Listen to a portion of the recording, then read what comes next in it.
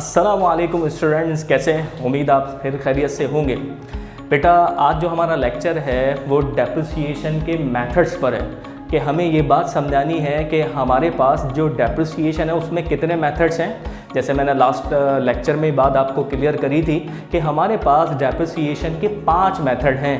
तो आज मैं उन मेथड्स के नेम भी बताऊंगा और उनके फॉर्मूले भी बताऊंगा, मगर इन फॉर्मूले को समझाऊंगा मैं जब मैं इनका सोल्यूशन दूंगा आपको। कब सोल्यूशन देंगे? जब हम इनको सॉल्व करेंगे।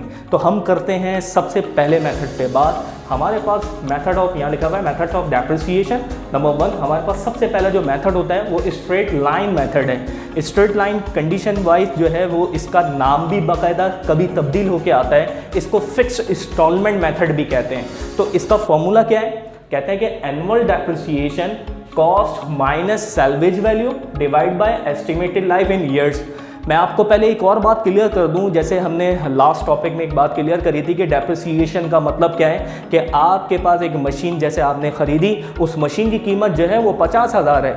आप यकीनन 2 साल या 3 साल उसको इस्तेमाल करके मार्केट लेके जाते हैं तो मार्केट में अब उसकी कीमत 30,000 आपको मिलती है। तो इसका मतलब हुआ ये 20,000 रुपये से कम हुई, और ये 20,000 की कमी ही को हम यहाँ पर डेप्रिसिएशन का नाम देते हैं। तो हमें यही 20,000 रुपये बाकायदा कैलकुलेट करने हैं। तो इसकी कैलकुलेशन के लिए जो 5 मेथड हैं, तो उस 5 मेथड में से पहला मेथड स्ट्रेट लाइन है। तो हमें वही 20,000 कैलकुलेट करना है, पर मेथड जो है वो अप्लाई जो होगा वो इस तरह होगा। इसका फॉर्मूला ये नाम से मेंशन करेगा सवाल में कि आप कौन से मेथड से हमें डेप्रिसिएशन को कैलकुलेट करके आप जो है वो हमें दिखाएंगे।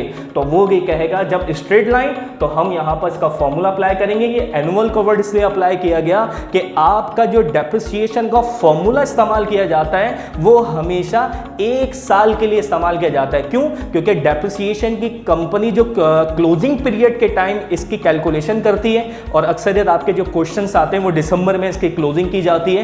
तो जो दिसंबर में इसकी क्लोजिंग की जाती है, तो इसी वजह से यहाँ पे वर्ड इस्तेमाल होता है एनुअल डेप्रिसिएशन। जब भी फॉर्मूला इस्तेमाल होगा वो साल के लिए होगा। कभी कभी इसमें फ्रैक्शन अप्लाई करना होगा, वो सोल्यूशन में बाद इंशाल्लाह हम क्लियर करेंगे। तो कंडीशन क्या है? Annual depreciation. फॉर्मूला क्या है? कहते हैं कि कॉस्ट माइनस सैल्वेज वैल्यू। अच्छा, सवाल के अंदर आपके पास कॉस्ट कभी गिवन होगी और कॉस्ट कभी गिवन नहीं होगी। कॉस्ट को कभी आपको कंप्यूट करके दिखाना होगा। इसकी भी यकीनन सी बात है, एक कंप्यूटेशन है वो भी यकीनन समझाई जाएगी।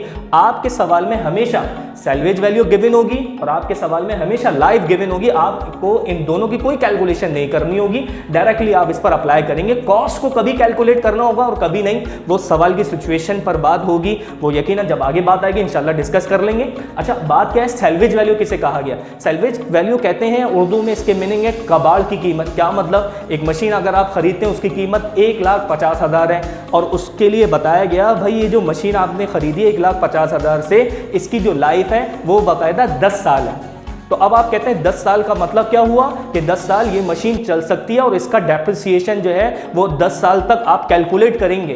तो हम क्या करते हैं, हमारे पास formula cost minus salvage value क्यों किया जा रहा है? अगर एग्जाम्पल के तौर पर एक मशीन 1,50,000 की है, तो अगर सवाल के अंदर बात मेंशन होगी कि आपकी सैल्वेज वैल्यू 30,000 है। सैल्वेज वैल्यू का मतलब आपने उस मशीन को पूरे 10 साल इस्तेमाल किया। इस्तेमाल करने के बाद जब आप उसको मार्केट में बेचने के लिए जाएंगे, जिसको कबाड़ की कीमत के तौर पर, तो आपको 30,000 यकीनन सी बातें मिलेंगे। तो डेप्रिसिएशन जो कैलकुलेट होता है वो सिर्फ और सिर्फ किसके लिए? 1,20,000। तो हम ये कहते हैं कि straight line fix instalment method होता है। अगर मैं इसको कहूं कि इसकी लाइफ जो है वो 10 साल है, तो 10 साल होने के बावजूद 1,20,000 रुपए जो बच रहे हैं उसके हिसाब से हर ईयर इसका डेप्रिसिएशन फिक्स रहेगा, कभी चेंज नहीं होगा। तो ये कंडीशन हमारी स्ट्रेट लाइन में रहेगी।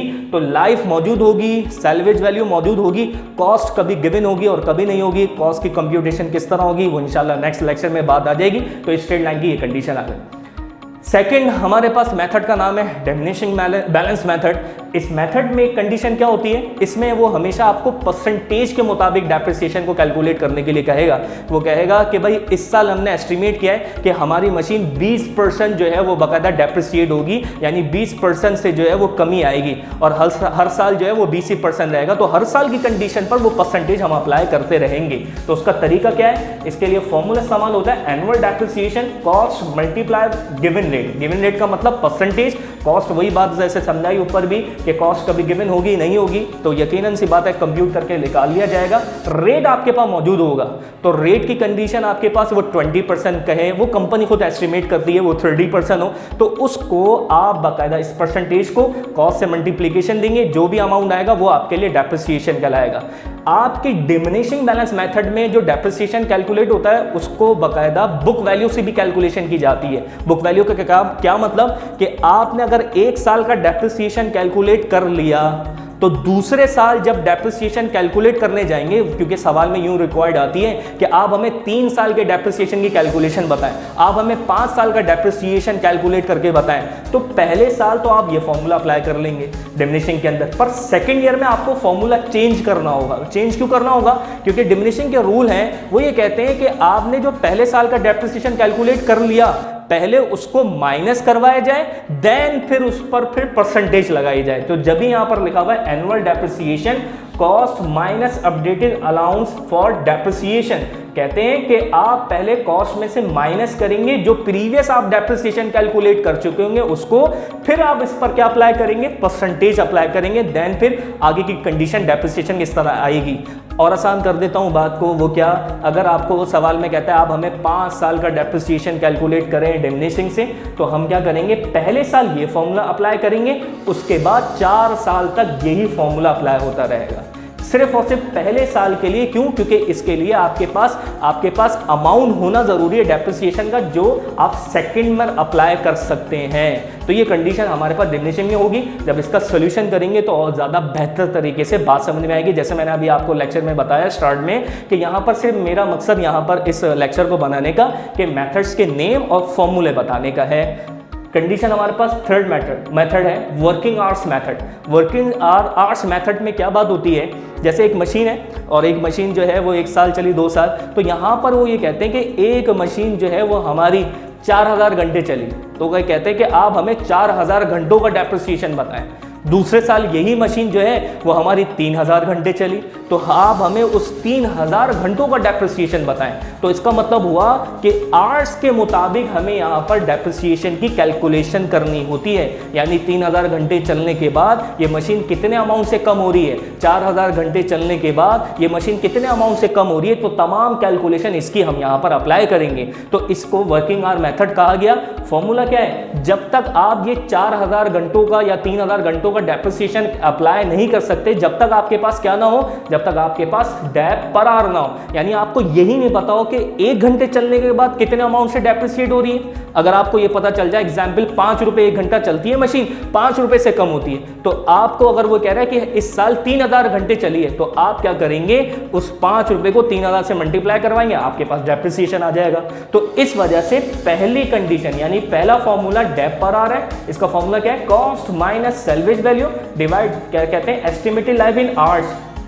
यहाँ देखिए ये लिखी हुई है स्ट्रेट लाइन में एस्टिमेटेड लाइफ इन ईयर्स, क्योंकि यहाँ डेप्रिसिएशन की कैलकुलेशन ईयर्स पर की जा रही है, यहाँ पर डेप्रिसिएशन की कैलकुलेशन आवर्स पर की जा रही है। तो इस वजह से वो यहाँ पर इसकी लाइफ भी आवर्स के मुताबिक बताएगा। वो कहेगा ये मशीन 40,000 घंटे चल सकती है, उस 40,000 घंटों में से पहले साल 3000 घंटे चलाए, कह रहा उस 3000 का डेप्रिसिएशन बताए। तो इस वजह से यहाँ पर एस्टिमेटेड लाइफ जो है वो आवर्स की इस्तेमाल करेंगे। जब भी वर्किंग आवर्स आएगा तो लाइफ भी आवर्स की इस्तेमाल होगी, जब भी स्ट्रेट लाइन होगा तो लाइफ ईयर्स की इस्तेमाल होगी। तमाम चीजें आपको सवाल में गिवन होगी, कोई इसकी आपको कैलकुलेशन नहीं करनी होगी। फॉर्मूला यही रहेगा cost minus salvage value divide by estimated life in hours. इस फॉर्मूले से डेप पर आवर पता चला, जैसे अभी मैंने आपको एग्जांपल दी, 5 रुपए आपका डेप्रिसिएशन आया। अब आपको वो खुद बताएगा इस साल आपकी मशीन ने 3000 घंटे जो है इस साल जो मशीन है वो 3000 घंटे जो है वो यूज की गई है। तो हम क्या करेंगे?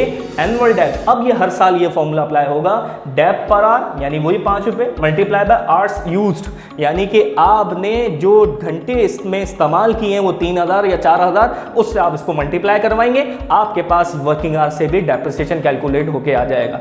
तो ये इस कंडीशन वाइज जो है ये बेटा आपके 3 मेथड हैं। इसी तरह अभी इसका चौथा मेथड भी आपको डिफाइन किया जाएगा, ये कंडीशन रहेगी, इसको जब तक आप कॉपी करें।